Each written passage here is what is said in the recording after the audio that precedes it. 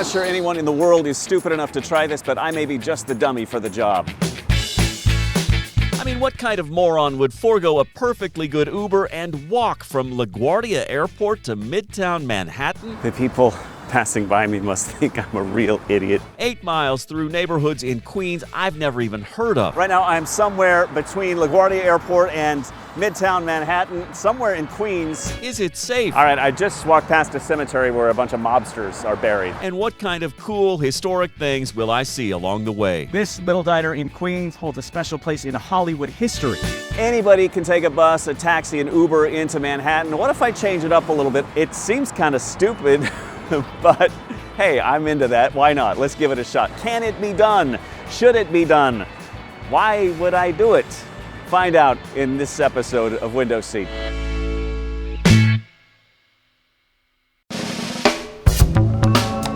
Hey everybody, Jeremy Hubbard just arrived here in New York City at LaGuardia Airport, Terminal B, as you can see right here. It's about 4 o'clock on a Tuesday afternoon.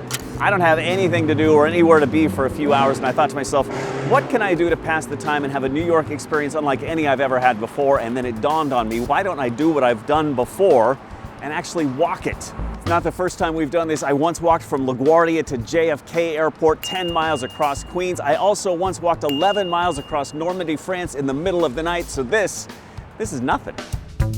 A few logistical things. So I mapped it out on Google Maps. They say it's going to be a little over 8 miles to get from here to Times Square. Should take a little over 3 hours, but I'm going to make a few stops along the way, so I'm guessing more like 4 or so. Weather should be okay, I think. So come along, let's go on the ride, and let's see how this all works out. We'll start the clock on this to see exactly how long it takes. As I take my very first steps, it is 4:14 p.m., and it's a surprisingly easy start. You just walk out the ground level doors at LaGuardia Airport, cross over the Grand Central Parkway on 94th Street, and you are in your first neighborhood in Queens. One of the cool things that's going to happen is you're going to wind up in neighborhoods that you've never experienced in New York. This one is near East Elmhurst. It's not far from the airport. It's home to a lot of famous people who grew up here, Malcolm X, Louis Armstrong, Ella Fitzgerald. This place has a lot of history, and it's also got this great spot where you can park yourself and watch the planes come in real low as they're about to land at LaGuardia. Watch this.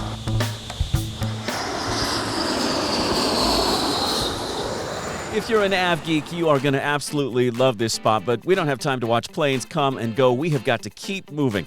Let's give you an overview of the route. Right now, I'm on Ditmars Boulevard, just across the street from the airport.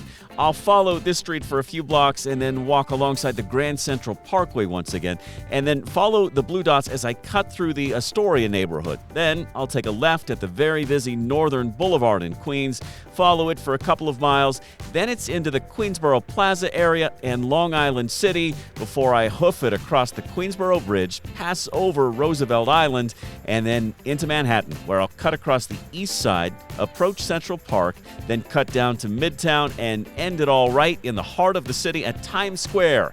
That is, if I can make it. All right, so you may be saying to yourself, how on earth am I going to walk all the way from LaGuardia to Manhattan with luggage? The key here is to pack very light. If you're doing it like a quick trip into New York City, a couple days, you can pack really light. All I've got with me is this duffel bag and a garment bag, something I can sling over my shoulder so that I'm not having to wheel a suitcase all through Queens and Manhattan. So yes, you do have to plan for something like this, but honestly, it's easier said than done. Wait, that didn't make sense. Honestly. All right, well, come on, you know what I mean. It's easy said, it's easy done. It's hot out here. I'm toting all kinds of luggage. Forgive my mistakes. All right, the sweat is starting to glisten here a little bit. I'm just probably a half hour into the walk and already burning some calories, but that's all right. That's kind of the purpose for this. The other purpose is getting a sense of the history of the neighborhoods you're walking through, and there's no better way to do that than at the local cemetery. And if you wanted to deviate, you could go across the Grand Central right over there to St. Michael's Cemetery and Mausoleum. There are a lot of famous people there, including some well-known mobsters. We're talking Joseph Gallo, Frank Costello, some members of the Five Families. They were well documented. They were on the news a whole lot. You're probably familiar with the names if you follow the mafia at all. Some other famous people buried there. Emil Griffith, he was a famous boxer, and also 3 Medal of Honor recipients. That place is steeped in history. And speaking of mobsters, just a couple of blocks down and right across the street from that cemetery, another mafia hotspot, if you will. At least Hollywood's idea of a mafia hotspot. All right, I'll be honest with you. Of all the stops along this entire way, this was the one I was looking most forward to. This is the Airline Diner, also known as Jackson Hole. It's not far from LaGuardia, and this is where my favorite movie ever was filmed, at least part of it. Talking about Goodfellas. You probably remember the famous diner scenes. This is where Ray Liotta's character and Joe Pesci's character hung out. You know what I'm talking about. So if you're a movie fan, this is the diner for you. You're going to want to stop in here, maybe even try to sit at the very booth where De Niro and Ray Liotta sat. I love this place. It's so cool.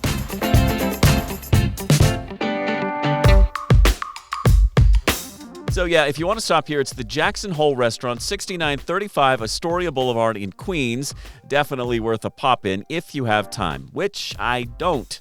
There's no time to stop and smell the roses. My journey through the recycling yards, warehouses, and busy streets continues. Time to light a fire under myself and keep moving.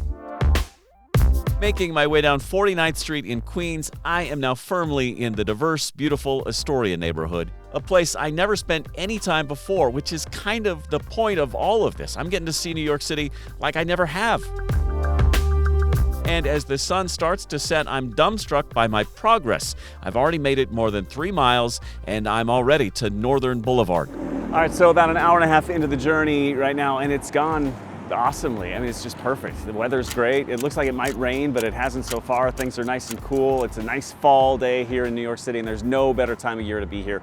We've made our way into the Astoria, Queens neighborhood of this borough, and it's pretty iconic, pretty famous. It stretches all the way to the East River. About 100,000 people call this neighborhood home. It's very culturally diverse, and it's also been home to a lot of famous people, including Tony Bennett and Cyndi Lauper, Christopher Walken, and Dee Snider. He was the lead singer of Twisted Sister back in the 80s.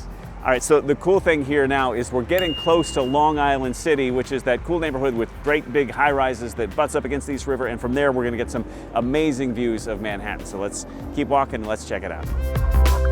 And within just a few minutes, that is exactly where we find ourselves. This neighborhood used to be entirely its own town back in the late 1800s, but just before the turn of that century, it was incorporated into New York City.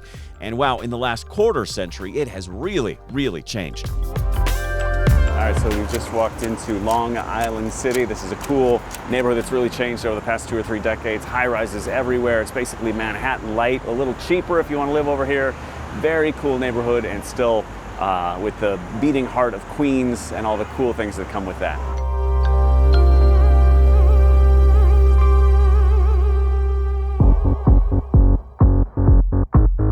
All right, we are in the home stretch. As we see the traffic starting to back up, it becomes clear we are finally approaching the island of Manhattan. And there is just one thing standing in between us and our final destination, and that is the Queensboro Bridge, or the Ed Koch Queensboro Bridge, or the 59th Street Bridge, or whatever you want to call it. It is the route used by thousands of motorists, bicyclists, and pedestrians to get on and off the island of Manhattan. It's really a cool experience. I used to live in Brooklyn, worked in Manhattan, so I would walk across the Manhattan Bridge every day, but I've never in all my years walked across the Queensboro, and so this is the first time, and it's kind of a cool experience. I love it. A little loud. This 100-year-old bridge is super famous. You might recognize it from the opening credits of Taxi or The King of Queens when he sang about sitting here in traffic on the Queensboro Bridge tonight, or the 59th Street Bridge song by Simon and Garfunkel. You know, that Feelin' Groovy song that I can't play here for copyright reasons. But anyway, it is a famous bridge crossing over the East River, and you'll also pass above Roosevelt Island, a 147-acre island in the middle of the river that was once where they put the sickly and mentally ill and inmates, but it's now a bustling neighborhood that is a quiet oasis amid the chaos of Manhattan. We'll actually take you there in a future episode, but for now, we are just getting across the bridge, and now look here, crossing into Midtown East. We walk past some of the most famous retail stores and hotels in the entire world, past aromatic food carts and steamy manhole covers, and every bit of what we experience just screams New York City, especially when we get to the corner of 59th and 5th, right on the edge of Central Park, where we walk past the iconic Plaza Hotel. There is no more famous hotel in this city than this one right here. Walking a few more blocks south through Midtown, we arrive at Radio City Music Hall at Rockefeller Center, and that means just one thing. The lights and excitement of Times Square, our final destination, are just a few blocks away. And then suddenly, lo and behold, what do you know? We did it. We have reached our destination. We made it the entire 8 miles over 3 hours from LaGuardia Airport right here to Midtown Manhattan, Times Square, the heart of New York City, the Great White Way, the crossroads of the world. We did it, and shockingly, it was much easier than I expected it to be. The path is simple. Crossing the Queensboro Bridge is great. You get to see some amazing things you otherwise would never get to see if you just took a taxi or a bus. So I would highly recommend this. If you've got a few extra hours and not much luggage, give it a shot.